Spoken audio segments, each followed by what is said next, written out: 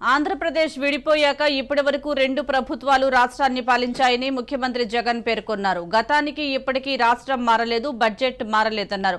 రాష్ట్రంలో మారిందల్లా కేవలం ముఖ్యమంత్రి మాత్రమేనని పేర్కొన్నారు. అయినా గతంలో జరగని అభివృద్ధి ఇప్పుడు జరుగుతోందని, అదెలా సాధ్యమైందో ఆలోచించాలని ప్రజలకు విజ్ఞప్తి చేశారు జగన్. కేవలం ముఖ్యమంత్రి మారడం వల్లే ఇది సాధ్యమైందని చెప్పారు. ఈ సందర్భంగా కర్నూలు జిల్లా ఎమ్మిగనూరులో జగనన్న చేదోడు పథకం నిధులు విడుదల చేశారు. పేద కుటుంబానికి ఇంటి స్థలం ఇవ్వాలి అని, ఇల్లు కట్టించి ఇవ్వాలి అని చెప్పి అటువంటి తాపత్రయం ఉన్న ప్రభుత్వం రావాలి, కావాలి అని చెప్పి ఏ పేద కుటుంబమైనా కూడా కోరుకుంటుంది.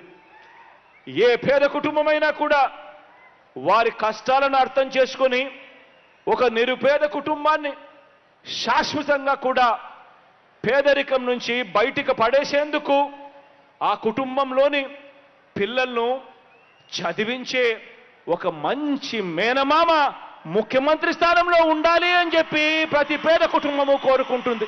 ఒక మంచి తమ్ముడు ఆ ముఖ్యమంత్రి స్థానంలో కూర్చొని ఉండాలి అని చెప్పి ప్రతి పేద కుటుంబము కూడా కోరుకుంటుంది. ఆలోచన చేయమని అడుగుతా ఉన్నా.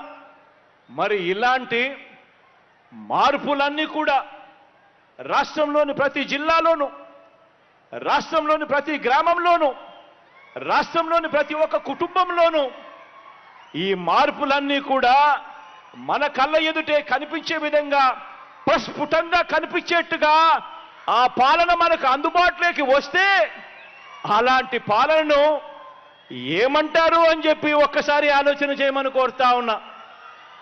అలాంటి పాలనే కనిపిస్తే, అలాంటి పాలనే వస్తే అలాంటి పాలనను ఏమంటారో తెలుసా? అది మా పాలన, మనందరి పాలన అని అంటారు.